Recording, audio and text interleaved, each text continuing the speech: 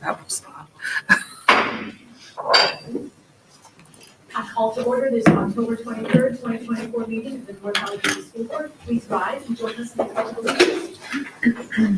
I pledge Allegiance to the flag of the United States of America and to the republic for which it stands, one nation, under God, indivisible, with liberty and justice for all. I'm not sure your mic is on. Could you check with Dr. Highland also? My button is on. And is my mic on now? Doesn't sound like Both it. of our buttons So are you on. were testing the lights earlier, they're paired up, so you need Maybe those to it's- be turned on. yeah. And that should work. Can you hear me now? Not good. Mics. Thought I heard something. Okay. Yes, no, maybe in the middle? All right, I'll try to talk loud then. Yeah. Okay. Does this work better? You can tell a big difference. So maybe. Yep. That's it. This one is on. I don't know why it's not working. Thank you, Christina. I appreciate your generosity here. We will start with our calendar review.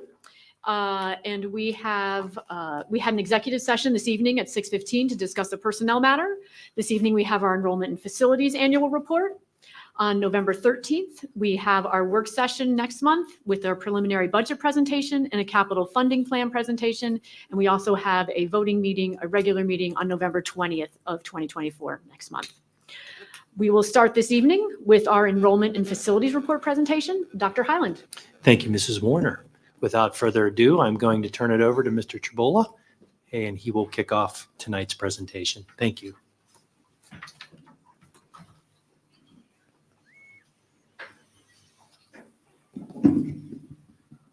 Good evening, everybody. I'd like to, Yuko and I would like to present the enrollment and facilities report. So as everyone knows, we're working on our strategic and capital plan, and this report aligns well with our facilities of the future, where we're investing in the maintenance and development of facilities and grounds to create a future-ready spaces, reflecting our community pride and dedication to excellence in academics, arts, athletics, and activities. So on tonight's agenda, we'll be talking about the goal 4, enrollment trends, our projected enrollment, retention rates, our long-term facility planning, some grade band building updates, and then a summary at the end of the report. And here's why I kick it off to Yuko for all the enrollment data. Right. Thank you, Brandon. Yes. Oh, probably use this as well. Thank you. All right. So this graph represents the 30-year student enrollment trend. And as you can see from the late 1980s to the late 1990s, there's a steady 10+% annual growth, followed by a period of slow decline in the early 2000s. There's moderate growth in student enrollment from 2015 to 2019, with a slight decrease in student population for 3 years following the pandemic, which came to a positive increase in 2023 for the first time. Sorry about that. And at a steady increase this year as well in 2024. And our enrollment number, the October 1st snapshot for this year, is at 8,555. Right. This chart represents the 37-year enrollment change. So the same data as the previous chart, but the change in enrollment through the years, with the y-axis showing the 0, and everything above that in the blue bars represents increase in enrollment over the years, and then everything to the purple red color down below shows decrease in enrollment. Okay, 2020, this school year, 2024 October, sees an increase of 60 students, or 0.7% compared to last year. The average 5-year enrollment change is negative 0.01% over the past 5 years. So these 5 bars at the end here. And average 10-year enrollment change is a positive 0.43%, with a 30-year average at 0.25% increase. This is a chart representing our October 1st enrollment numbers by school on the left side and by grade level on the top. Right, district-wide, there has been an increase of 60 students, as you saw in the previous chart. There's a slight decrease in student population of less than 3% at Franklin Elementary, Ingomar Elementary, Marshall Elementary, Ingomar Middle School, and Nash, and NACA, of course. The overall student increase was 0.7% district-wide. McKnight student population increased by 4.3%, and Marshall Middle School's population increased by 3.3%. These charts represent a comparison between student enrollment in 2023 and 2024. For 2024, student population increased in all school levels except for senior high and NACA. The same trend is seen for the third day enrollment.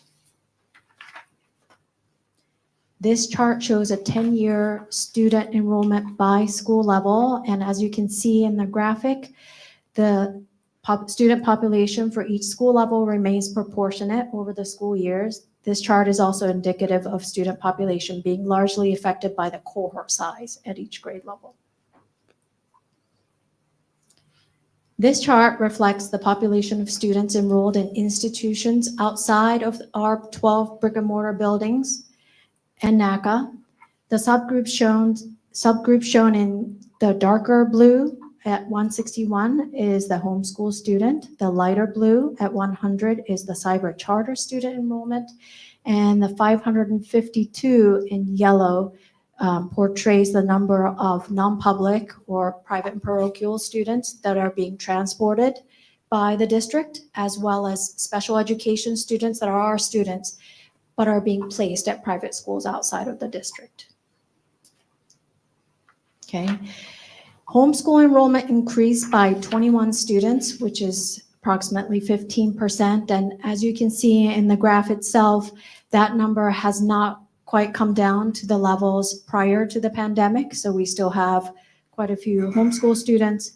Same thing can be said about the cyber charter enrollment. We're close to being back down to pre-pandemic levels for cyber charter enrollment. Okay, this is the student demographic makeup for North Allegheny, represented in a bar chart. As you can see, majority of North Allegheny students identify as white or Asian.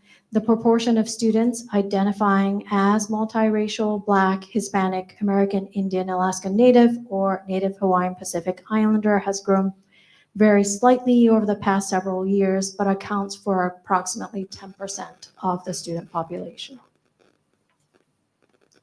Okay, and this is the same chart for elementary schools. As you can see, the percentage makeup of the various ethnicities are proportional to the district as well, at 90% for white and Asian and 10% for the other ethnicities.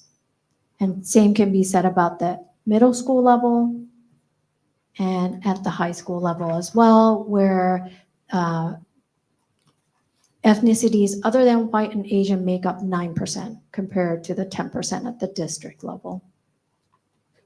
Okay, from 2023 to 24, there has been an increase of 19 students, or approximately 0.2% students who receive English language development services. The increase is not as significant as we have seen in prior 2 years, as you can see in the graphic. Although less than 3% seems to be a small percentage, there are 255 students are Title III eligible. And of those 255 eligible students, 29 students' families have elected to opt out of the services. And 4 students have been identified as having received limited or interrupted formal education. And since October 1st, I've only reported on October 1st, we've enrolled 12 additional ELD students since then. All right. 45 different languages are spoken in the homes of students receiving ELD services. And this chart shows the number of students per school year based on the language spoken in the home. Of all of the students receiving ELD, Korean is the most spoken language in the home, followed by Chinese Mandarin, Spanish, Telugu, then Russian. Sorry. Only 27 languages are displayed here on this graphic, but it shows the diversity of languages spoken throughout the district. This year in 2024, we have so far for October 1st, 1,190 special education students in the district at 13.8%, which is about 4.5% lower than the intermediate unit average and about a 6% percentage point lower than Pennsylvania statewide. Okay. The December 1 is when we typically report special students to the state, and December 1 snapshot determines federal funding for our special education students for IDEA. And October 1st, or in October, we report to the state our expenditures for special education students for state funding.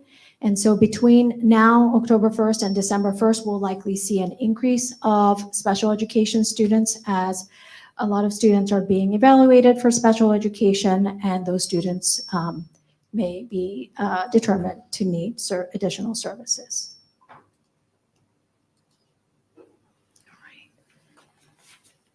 We're getting into projections.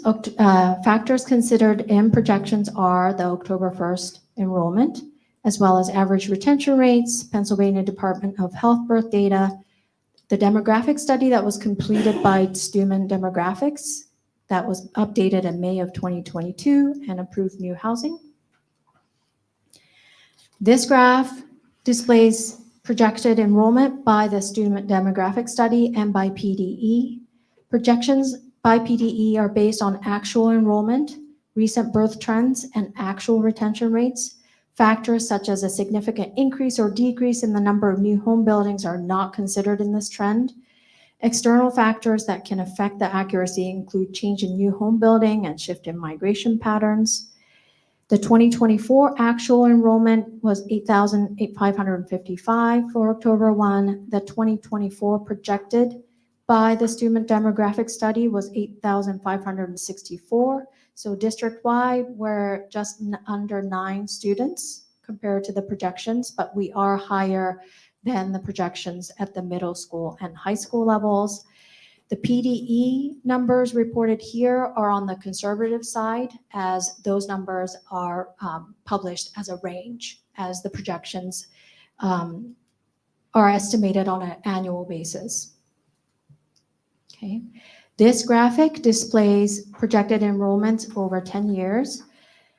The darker blue represents the demographic study, the lighter blue represents the PDE projections, and the yellow, the actual enrollment over time.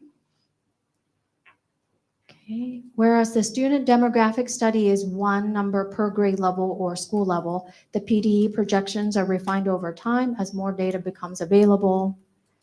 And as you can see here, the PDE projections are shown as a range, with the blue bar, the light blue bar representing the median of projections, and then the error bar with the lower end displaying the minimum value of projections over time, and then the higher margin of the error bar displaying the average projections over time. And as you can see, the student demographic study projections falls in between those state projections as well.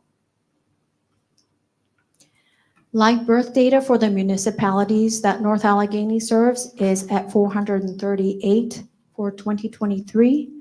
Live birth data is available through the Department of Health up until 2023. And for the past 3 years, the final published numbers have been the same as preliminary. So 438 is most likely to be the actual published numbers for 2023. Drops in birth is seen this year compared to the last 2 years. The jump to 550 in 2021 is indicative of the pandemic, effects of the pandemic, as well as the drop in 457.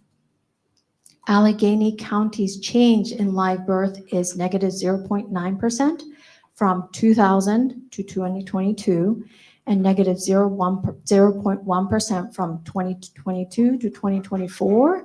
And just looking at the 4 municipalities that North Allegheny services, the change in live birth was negative 0.4 from 2000 to 2022.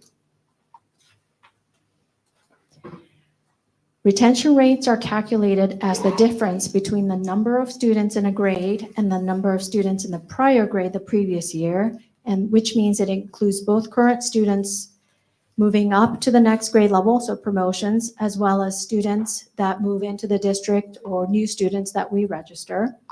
This chart shows retention rates by grade level, promotion, and school year.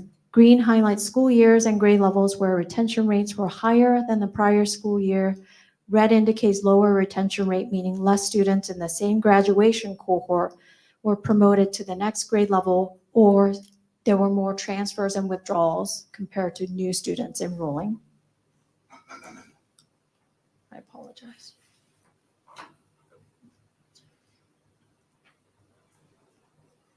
Birth to kindergarten retention rates are typically high due to using our live birth statistics for the birth number.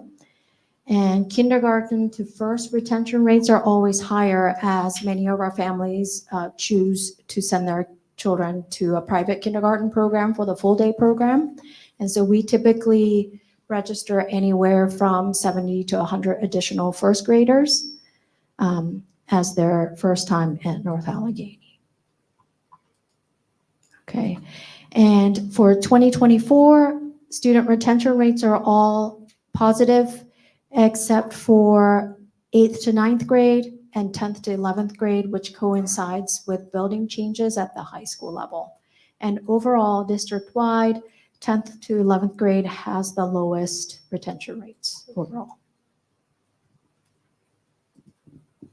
Thank you, Yuko. Appreciate all that information. I unfortunately don't have as many graphs, so it'll be more words. So for our new residential development, you'll see Franklin Park, Marshall, and McCandless have some approved housing. Marshall has seen the biggest explosion. Total, there's 787 new homes able to be occupied. Currently, only 222 of them are occupied. Out of the total, 68 of them are townhomes. And as you can see, the biggest unoccupied area is in the Marshall area right now, because they're just unoccupied means they're either, it's a subdivision that hasn't moved where they're building a house yet, or if the house is built and it's not sold and occupied yet.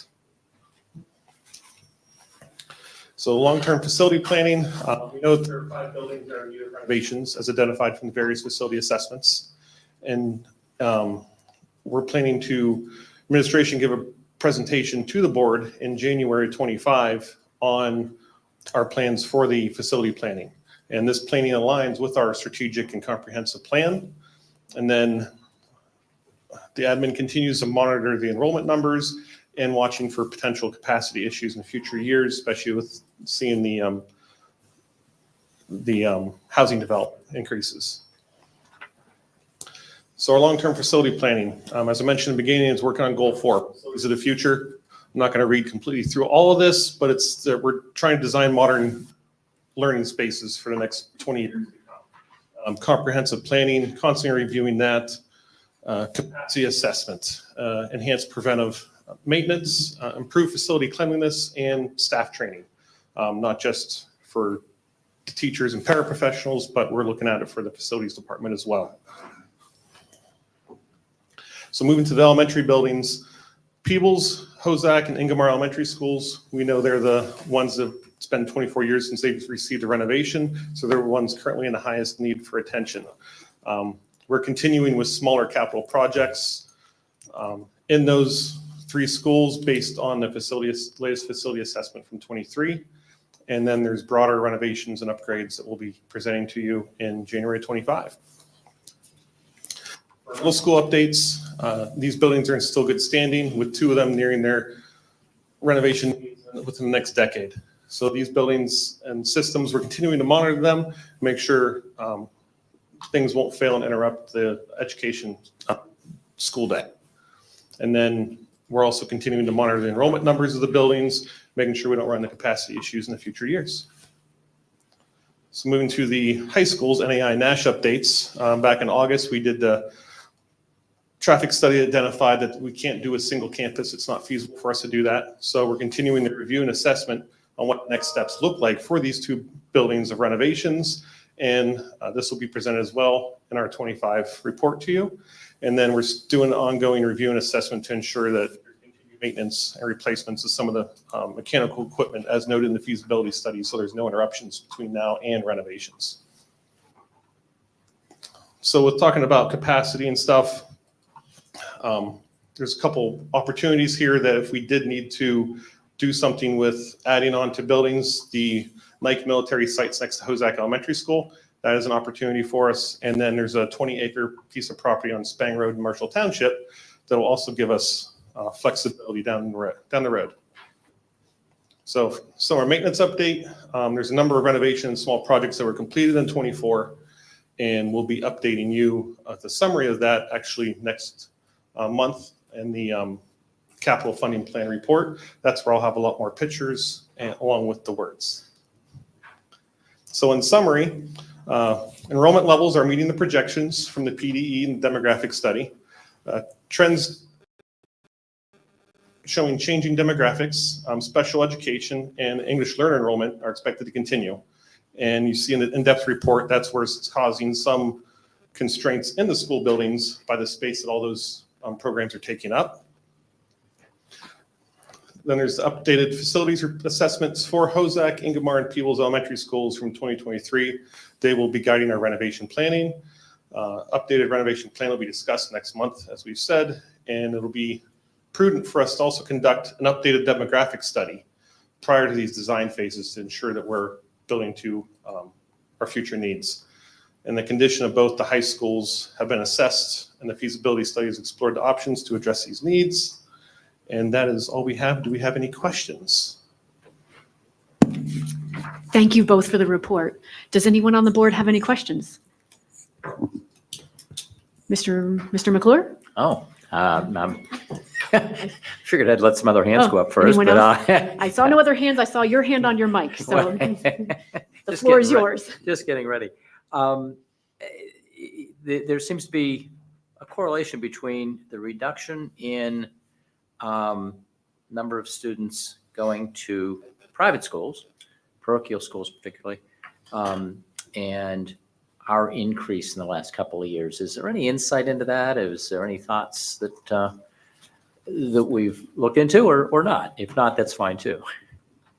It's difficult to predict the cyber charter enrollment numbers or private numbers year to year. We do have students that go to private parochial school, non-public school, or to homeschool or to cyber charter schools throughout the school year.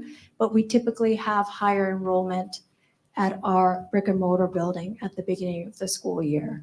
But in terms of the correlation between our increased enrollment and decrease on the cyber charter, I can't say for sure because, yeah, without a further study into who our new student populations are, we do still get students registering, especially once the school year starts.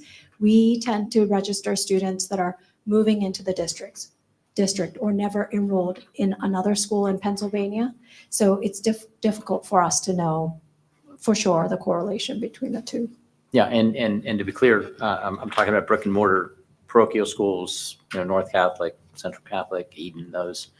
Just curious if there was any data or thinking through that. So thank you. Dr. Gibbs? Thank you, Mrs. Warner. Yeah, just a minor question. So in your retention numbers, you combine, as you said, those that leave as well as new people that come.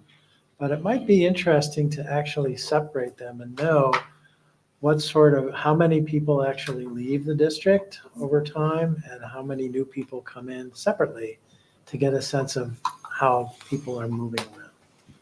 Thank you. Yes, thank you for your input. I will be happy to put that data together so so the district can better understand who's moving out or transferring to a different program and new students enrolling.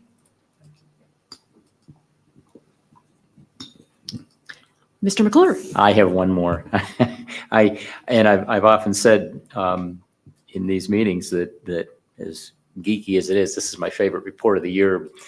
because it gives me a good data set for looking at the facilities from a buildings and grounds perspective. However, I want to thank you guys for an awesome presentation, and also a lot of bells and whistles and some additional data in here than what we've seen in the past. So this is really pretty neat stuff. So looking forward to where we go if we do additional demographic study. That'll be interesting to see how that helps us map the path forward. So thank you. Thank you. Ms. Hardy. Thank you, Mrs. Warner. I just wanted to echo Mr. McClure's comment. Thank you so much for all of this data. It was really, really fascinating to see what's going on in the district. Especially appreciate the inclusion of the English language development slides listing out the different languages and how many students we have coming from all around the world to join us here in our community. Really, really neat. Thank you so much. Appreciate it, both of you. Thank you. I will echo what both of them said. I know, this is a report we have every single year, and I did notice there were some new slides and some new data presented in new ways this year, and I really appreciated that. I thought it gave us some new insights. Let's see. Oh, I had I guess sort of more of an observation maybe than a question, but like the McKnight enrollment went up significantly this year. And I believe we had to add a couple classrooms and buy furniture for new classrooms this year because of that enrollment. And is that a concern? No? We did not have to buy new furniture. Okay. But we did have to add some classrooms. Mhm. So it's something that we're looking at. We still have some space at midnight.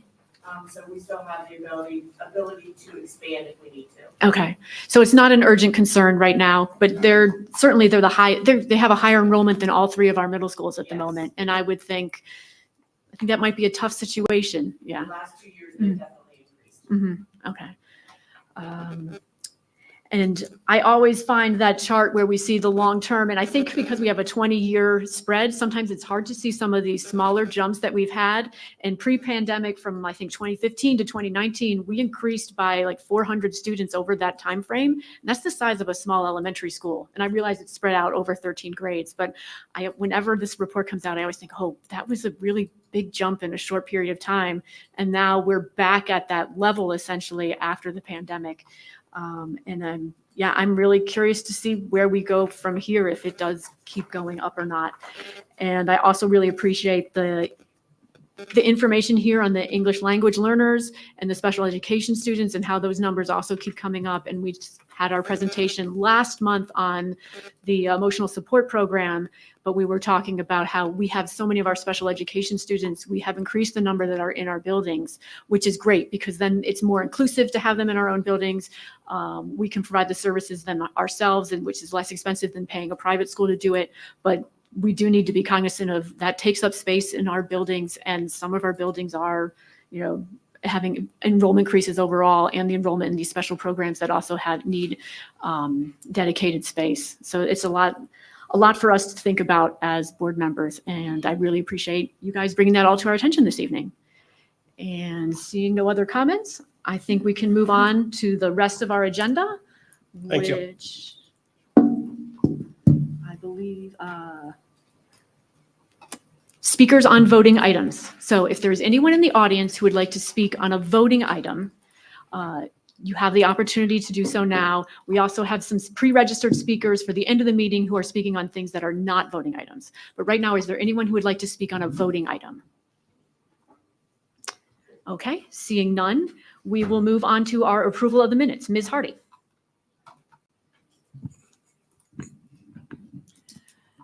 Thank you, Mrs. Warner. This evening, the board will be voting on the minutes from the September 20, sorry, I'm on the wrong page. Be voting on the minutes from the September 11th, 2024 and September 25th, 2024 and meetings, and I so move. Second. Any comments on the minutes? All right, seeing none, we are ready for the vote. Vote is open.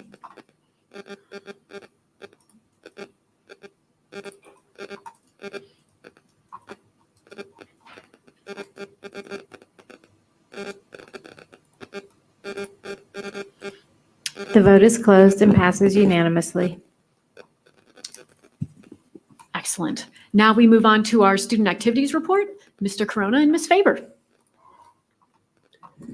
Thank you, Mrs. Warner. Homecoming at Nash was a huge success this year. Over 1,000 students attended the dance, over 20 clubs participated in the parade, and 22 students were on the homecoming court. I congratulate Michael D'Angelo and Emma Neff for being elected as the 2024 Homecoming King and Queen. Students in the fall musical will rehearse every Monday, Wednesday, and Sunday in October. This year's fall musical will be The Phantom of the Opera, and students are excited to share their talents in art with the district and community. To enhance the audience's experience, this year's fall musical will have a pit orchestra and band as part of the show. The first show is Wednesday, November 6th at 4:30 p.m. The Senior Class Council revealed the design of the Class of 2025's senior crew neck sweatshirts. They are running sales until the end of the month. In addition, they eagerly look forward to the annual Nash Halloween costume contest, where the first place winner will be awarded a free senior banquet ticket. Thank you very much. Thank you, Mrs. Warner.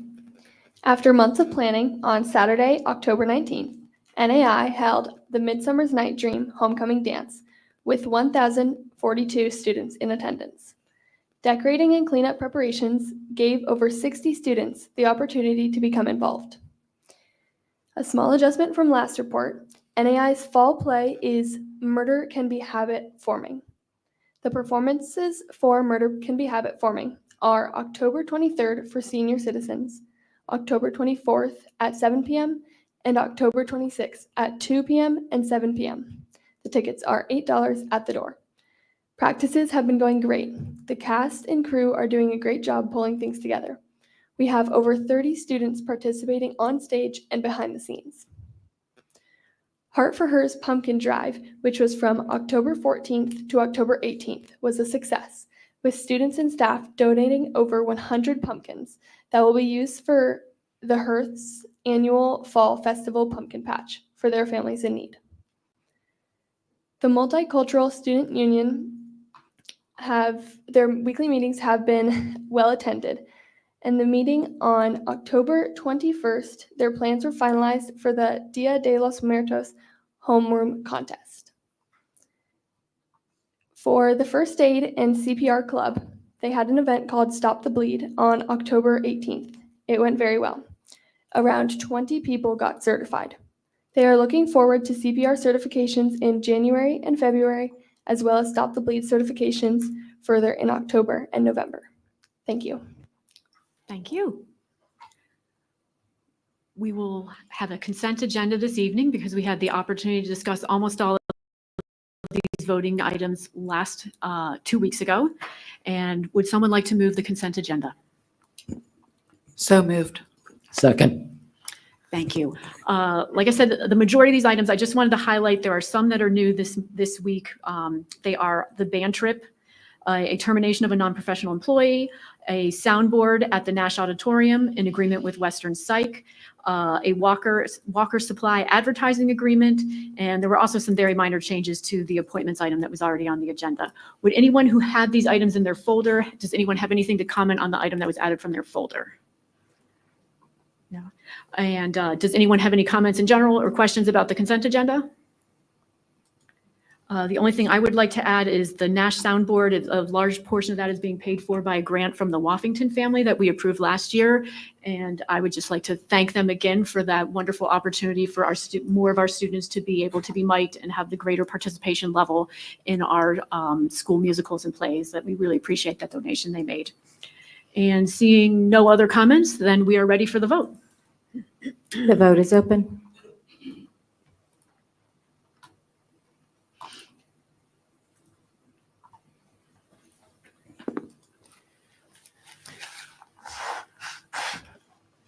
Along. I got kicked out by accident. While I logged back in, I'm in yes. Yes, thank you. The vote is closed and all items pass unanimously. Now we can move on to our special reports by the board. The legal counsel report, we already received that electronically. Did you have anything to add? I do not, thank you. Okay, then we can move on to the Citizens Advisory Committee report and the North Allegheny Foundation report. Dr. Sinkoviak. The Citizens Advisory Committee met earlier this month. Our special guest was Dr. Highland, who presented information on the North Allegheny strategic plan as well as the balanced scorecard. The CAC members were very pleased to be able to offer their input, and we had a brisk discussion.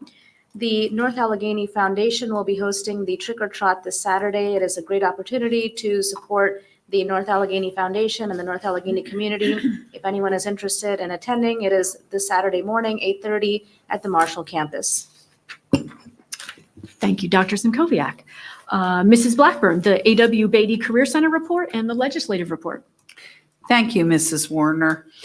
The A.W. Beatty Career Center, if anybody doesn't want to make their Thanksgiving dinner, they will make dinner for you at a very low cost. They'll have all of the sides and anything that you would need. So feel free to go to the A.W. Beatty Career Center.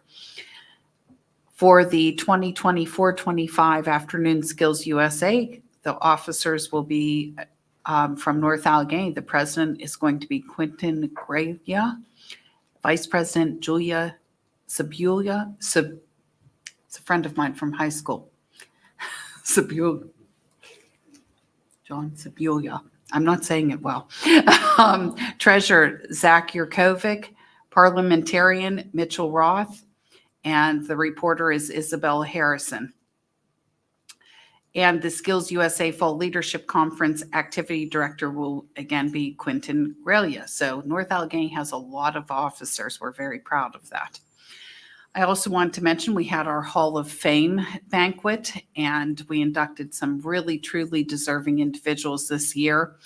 The theme throughout everyone's speeches was how appreciative they were for being involved with North Allegheny Athletic Department. They really were thankful. And the speeches were awe-inspiring. I'm telling you, they were really phenomenal. For those who don't know, we're ranked second in the country in athletics. So pretty amazing. And even the announcers at the last Steelers game, for anybody who was listening, mentioned how we were an athletic powerhouse. So we're proud of our athletic department and the Hall of Fame. I enjoyed getting that phone call from my brother in Florida saying how they had just mentioned North Allegheny. On the legislative side, Senate Bill 801 has passed. The department shall establish a program of professional development and applied practice in structural literacy for school personnel. So that's the only thing that's passed. There's several things that have passed the House. We'll see if they get approved by the Senate, but everything's at a lull right now. Nothing will be passed before the elections. So we'll find out what happens and who's elected. Everybody always seems to vote along party lines, so we'll know more after elections. The other thing I'll mention, since I used to have the transportation folder, is as I was hearing from WTAE how a driver from a different school district where there was a fatality on their bus had cocaine in their system. I am very, very proud of our transportation department and how well things have been going this year.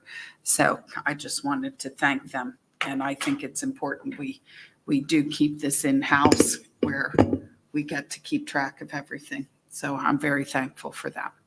And that concludes my report. Thank you. Thank you, Mrs. Blackburn. So now we move on to speakers on non-voting items. We have 4 pre-registered speakers who will get 4 minutes each at the microphone. When you come to the microphone, please state your name and your address. And the first registered speaker is Jackie Love.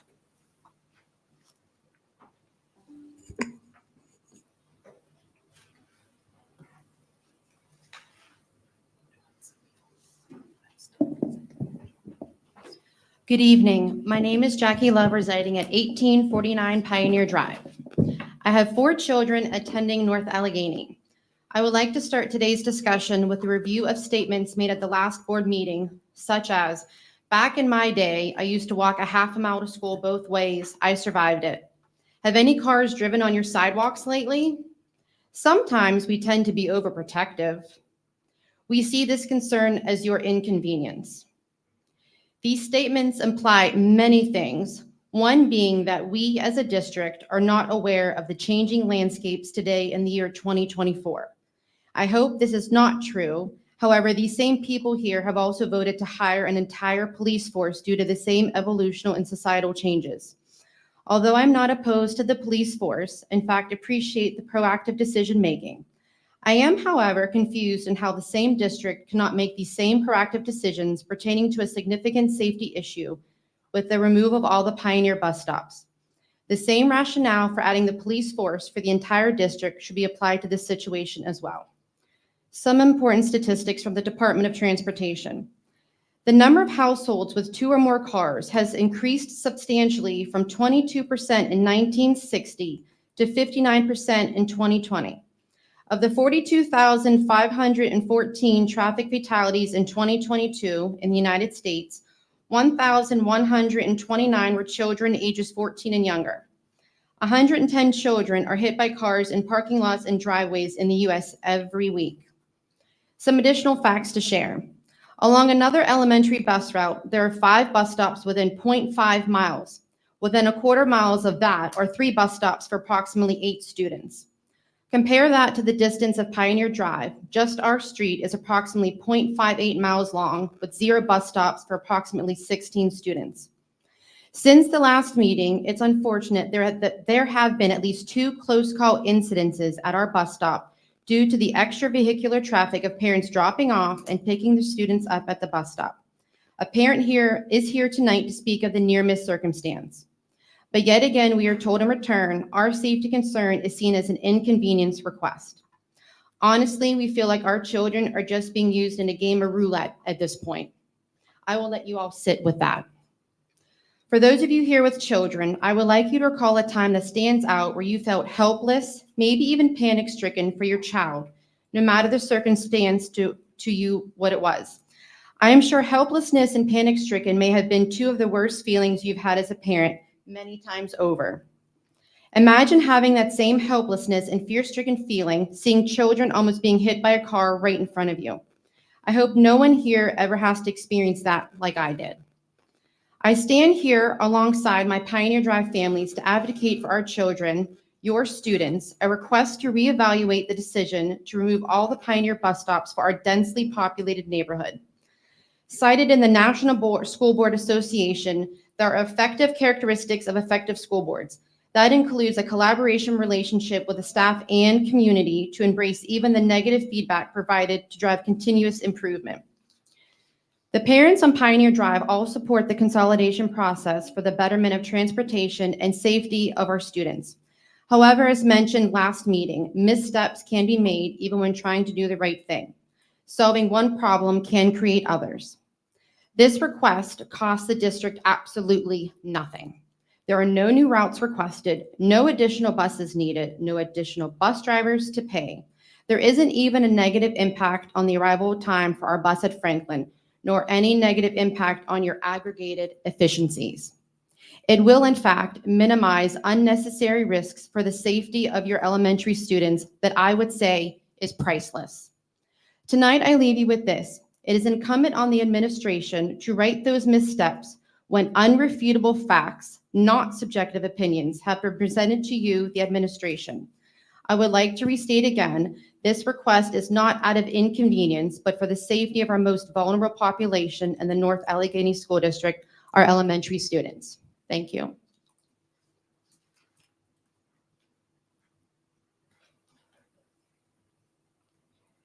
Thank you, Ms. Love. Our next pre-registered speaker is Naveen Kumar.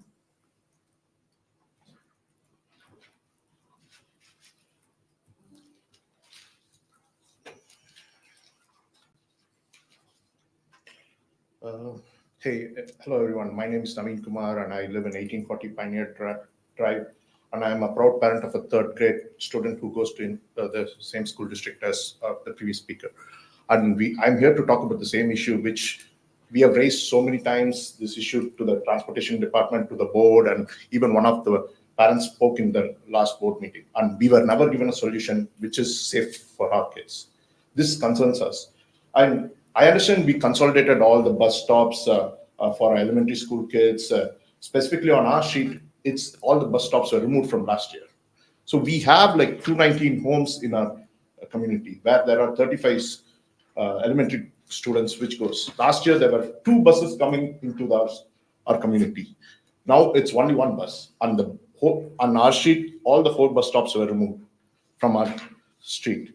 And then now we have only 3 bus stops in our community, where 1 bus stop, there's only 3 to 6 kids, and then another bus stop where there is only 6 to 7 kids going. But our Pioneer Drive kids, where they go, there are 20 to 25 kids boarding the bus there, which is causing a congestion, and it's a safety issue.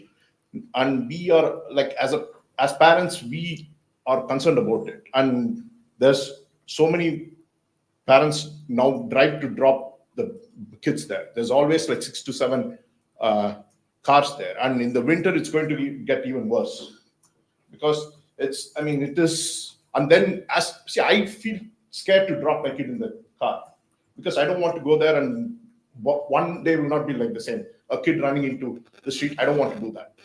And I'm scared to go drop my kid in the bus stop because of 25 kids there.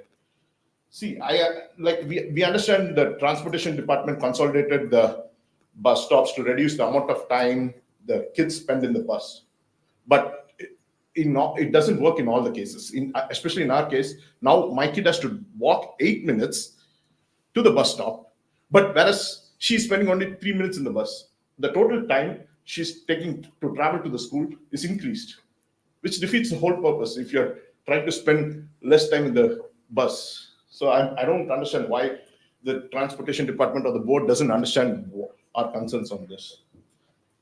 Then, like I know like I said, in the last board meeting, they were saying like, oh, back in my day, we used to walk on the sidewalks. We are being overprotective of our kids. As a parent, I want to be protective of my kid. Who else will be over? I think everybody in here, as a parent, you will be overprotective of your kids. I don't think anyone will say, oh, I'm not being overprotective of my kid. So that raised a concern for me. That comment does not sit well with me because, see, back in the day, we didn't wear seatbelts. But today we are supposed to wear seatbelts because of safety issues. Back in the day, like the previous speaker said, we didn't have police in every school, but today we have it because of the safety. I understand we have to learn from the past, but we need to recognize the advancement of safety in all these things. All we are requesting is just 1 additional bus stop. See, this is the rule, 1 additional bus stop. It's just making 1 loop, and that the 20 to 25 kids can be split into 10 to 15 kids in 1 stop, additional stop, and another 10 to 15 kids in additional stop. So this will add 2 minutes, less than 2 minutes for the bus to loop around. And it's not going to cost anything. Like, you're not requesting for an additional bus driver or additional bus or anything, just an extra stop to loop around the circle. And this is because of the safety concern. Like, so I don't know the safety benefits of children should be the biggest priority. That's why. And it's concerning that the transportation department side, it's always like, oh, you have a better sidewalk, and it's convenience for the parents to not make any change on this case. But we parents, we know our streets, we know our neighborhood, how safe it is, especially with 20 to 25 kids standing in 1 stop. So that's why it is crucial that we prioritize our children's safety and well-being. I urge the board to consider this request seriously, as the safety of our kids always will be our number 1 priority. Thank you once again for allowing me to voice our concerns. Thank you. Our next speaker is Charan Masarapu.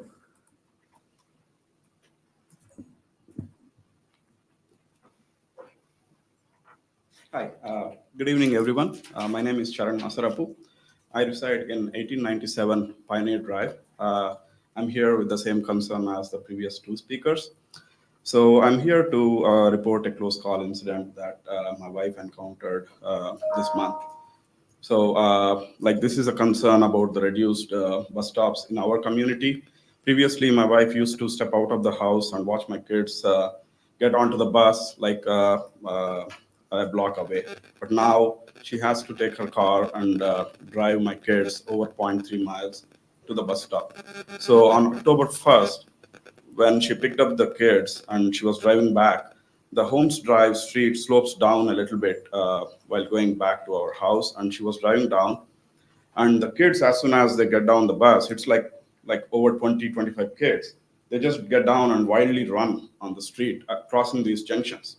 So two of the kids, they just randomly crossed the street without watching my wife's car. She had to do a sudden stop. And there was a witness who talked. She got panicked, and she even alerted our community because she was walking her kid to home. So we have a lot of elementary kids that we don't want to allow to walk by themselves 0.3 to 0.4 miles without our visibility. We will be overprotective as parents. So in our community, the bus that loops around our Pioneer Drive takes 2 minutes extra to take that additional kids. Right now, the bus stops are brushing by our community, leaving the major of the community in the back. I don't see any reason why we have to do that. I mean, the bus can take the loop, which adds only 2 minutes. There is nothing extra. So again, the same thing, right? I am from a small village back in India. I used to ride a bicycle with my 2-year younger sister on the back over 3 kilometers, over 1.5 to 2 miles one way to school. That was 40 years ago. Now it's prohibited. I was not wearing helmet or knee pad or any safety gear while riding bicycle. But now it's prohibited. People just go because the number of vehicles on the street, the stalking, the abductions of children, parents won't allow their kids to walk without supervision. So same thing here, right? The number of cars, all the walkways are connected to the driveways. Every driveway will have 2 to 3 cars. And in winter, the visibility is low, and the younger kids, especially who are not tall, elementary going kids, may not be even visible for the car coming back.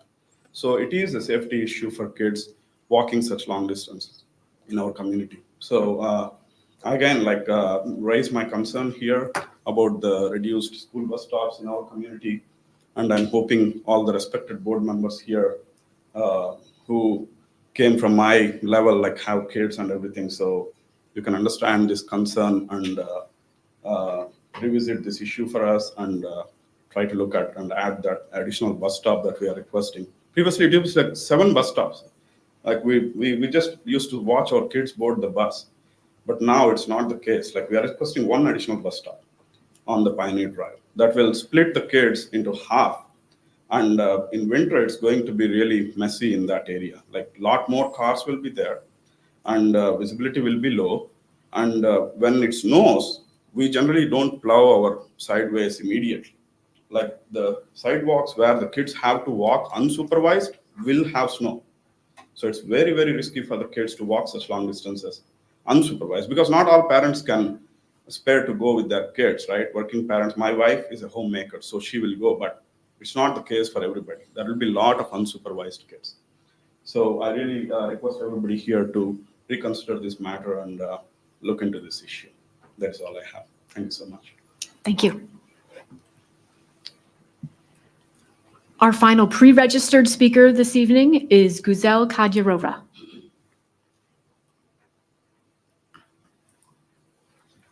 Hello, my name is Guzel Kadyrova. I reside at 910 Fairfield Road, Pittsburgh, PA 15237.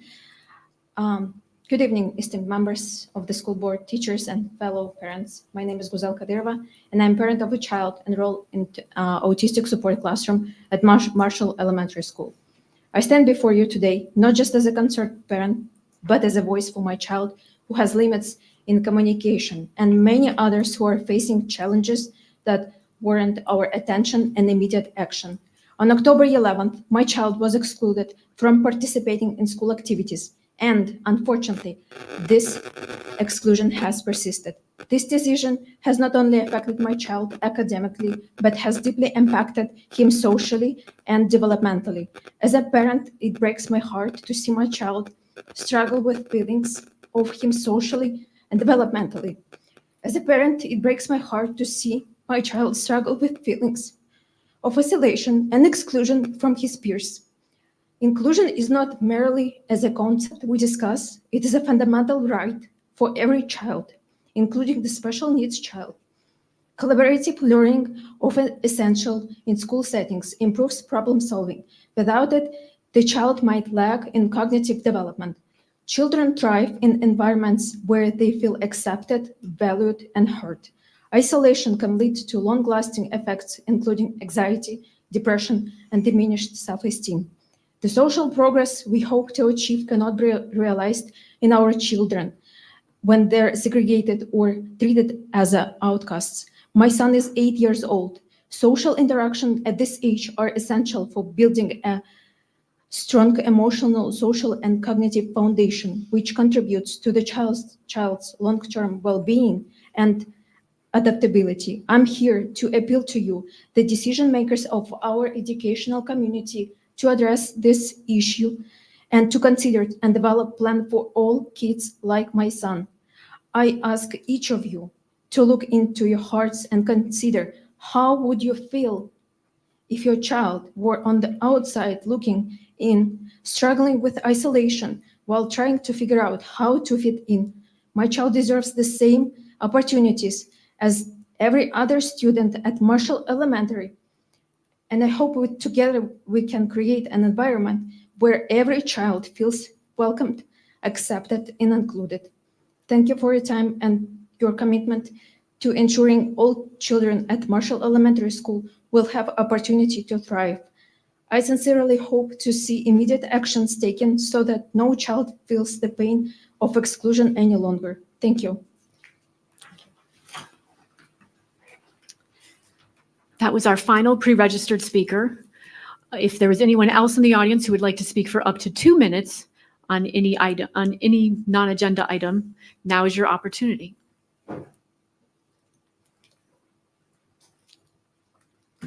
Hi everyone, I'm Pradeep Indrakanti. I reside at 1901 Colonial Drive. I want to talk about the topic raised by the first three speakers. I'm also the parent of the boy, one of the boys involved in the incident that Charan mentioned. I want to ask two questions here. So I see that Dr. Deluka has a sticker that says data or didn't happen. So I want to ask two questions. What data supported the elimination of the 7 bus stops in our community, and elimination of the 6 bus stops, and what are the additional costs that the district will incur by adding the 1 additional stop?